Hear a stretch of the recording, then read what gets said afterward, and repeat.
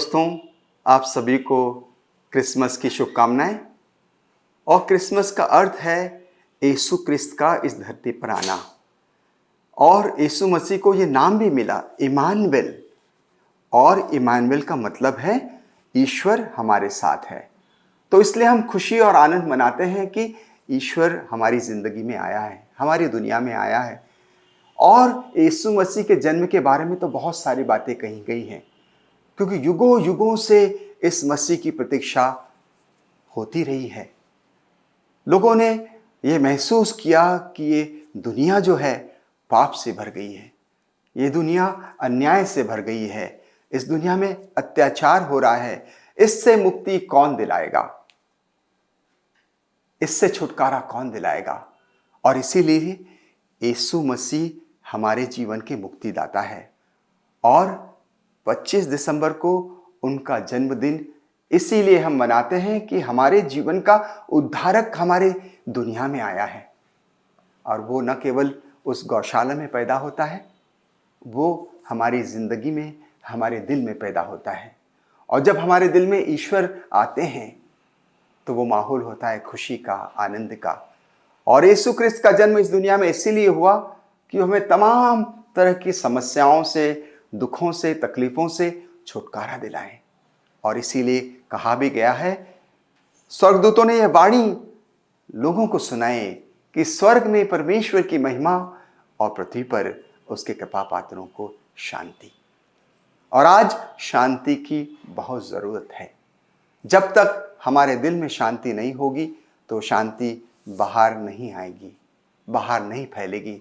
तो सबसे पहले हमारे दिलों में शांति का और स्वतंत्रता को महसूस करना है। और यही आज़ादी दिलाने तो मसीह आए कि हम इस दुनिया में ईश्वर की संतान हैं, ईश्वर के बच्चे हैं।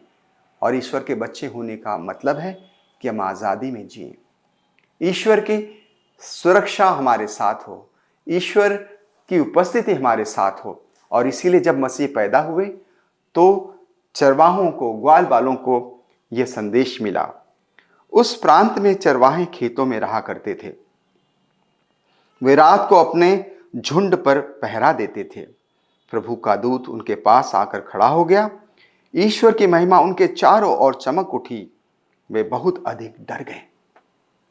स्वर्गदूत ने उनसे कहा, डरिए नहीं, देखिए मैं आप सभी को, अब सभी लोगों को बड़े आनंद का शुभ संदेश सुनाता हूं। आज दाऊद के नगर में आपके मुक्तिदाता प्रभु मसीह का जन्म हुआ है। यह आप लोगों के लिए उसकी पहचान होगी। आप एक बालक को कपड़ों में लपेटा और चरनी में लिटा हुआ पाओगे। एकाएक उस स्वर्गदूत के साथ स्वर्गीय सेना का विशाल समूह दिखाई दिया, जो ईश्वर की स्तुति और महिमा गान कर रहा था। इस तरह ये चरवाहे, ये ग्वाल बाले अपने रात में अपने झुंड के साथ गाय, भेड़ इनको लेते हुए उस जगह पहुँचे जहाँ मसीह का जन्म हुआ।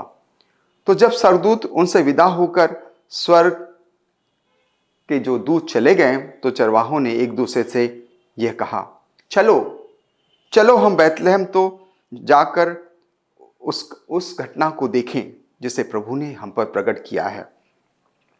वे शीघ्र ही चल पड़े और उन्होंने मरियम, यूसुफ तथा चरनी में लेटे हुए बालक को पाया। उसे देखने के बाद उन्होंने बताया कि इस बालक के विषय में उनसे क्या क्या कहा गया है। सभी सुनने वाले चरवाहों की बातों पर आश्चर्यचकित थे। मरियम ने इन सब बातों को अपने हृदय में संचित रखा और वह विचार किया करती थी, जैसा कि स्वर्गदूतों ने चरवाहों से कहा था। उन्होंने वैसा ही देखा और सुना, इसलिए ईश्वर ने का वे गुणगान और स्तुति करते हुए लौट गए। उन्होंने ईश्वर को देखा, उनके दर्शन किए, उनके ग्वाल बालों के साथ, उनके तरह तरह के जानवरों के साथ उस गौशाले में उस मसीह की चमक को उन्होंने देखा कि सचमुच में ईश्वर उनकी दुनिया में आया है। और इतना ही नहीं, 3 राजा सोना, गंधरस और लोभान को लेकर उस मसीह को समर्पित करते हैं कि दुनिया के राजा मसीह आए हैं जो दुनिया में शांति, सद्भाव और भाईचारा स्थापित करेंगे। वो सबके ईश्वर हैं जो दिल में जन्म लेते हैं। ईश्वर का राज्य हमारे दिल में जब तक नहीं आएगा तब तक हम ईश्वर के उसकी उपस्थिति को महसूस नहीं कर सकते हैं। तो आज प्रभु यीशु क्रिस्त का जन्म हमें यह संदेश देता है कि अपने जीवन को ईश्वर की उपस्थिति में जिएं। और जब ईश्वर की उपस्थिति होगी तो हम सब तरह के संकटों से, सब तरह की मुसीबतों से, सब तरह के भेदभाव से, सब तरह के अत्याचार और भ्रष्टाचार से मुक्त हो जाएंगे। और यही में असली आज़ादी है कि सत्यता पे विजय, प्रेम पर का राज्य और शांति का राज्य स्थापित करने आए हैं यीशु मसीह। दोस्तों, ये कहा भी गया है कि जब मसीह का जन्म हुआ तो एक तहलका मच गया। तहलका किस तरह का कि उस समय के जो बड़े बड़े राजा महाराजा थे, सामंत थे, वो घबरा गए। वो एक ऐसे राजा के आने से उनकी नींद हराम हो गई थी, विशेषकर राजा हेरोद की। जब 3 ज्योतिषी उनके दरबार में आए और उन्होंने उनसे पूछा कि मसीह कहाँ जन्म लेने वाले हैं। हम 3 दिशाओं से ज्योतिषी राजा आए हैं, पूछ रहे हैं आपसे।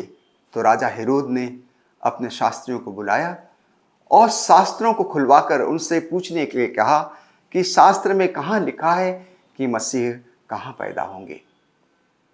जब शास्त्रियों ने अपनी सभा बुलाकर शास्त्रों को ढूंढा तो उसमें उनको पता चला कि मसीह बैतलहम में जन्म लेंगे। इस तरह राजा हेरोद ने उन 3 राजाओं से कहा कि आप जाइए, बैतलहम जाइए, जहाँ मसीह का जन्म होना है, उसके दर्शन कीजिए और बाद में लौटकर मुझे भी बताइए ताकि मैं भी उनका दर्शन कर सकूं। ये 3 राजा चरनी पर उस तारीख को देखते देखते बैतलहम पहुंचे और जहां तारा ठहर गया उस चरनी के ऊपर, वहां उन्होंने प्रभु मसीह के दर्शन किए। और दर्शन करने के बाद वो इतने आनंदित हुए और उन्हें स्वर्ग से ये वाणी सुनाई दी कि आप राजा हेरोद के पास ना जाएं, क्योंकि राजा हेरोद बालक यीशु को खत्म करना चाहता है। इसलिए वो अलग अलग दिशाओं में अपने अपने देश लौट गए।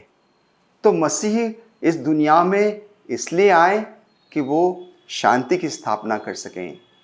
वो इसलिए आए कि मोहब्बत का राज स्थापित कर सकें।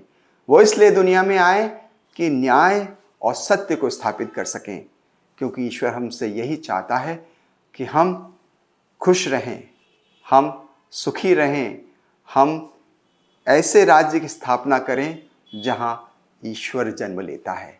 साथियों, प्रभु यीशु क्रिस्त के जन्म के समय की परिस्थितियां बड़ी खूबसूरत थी।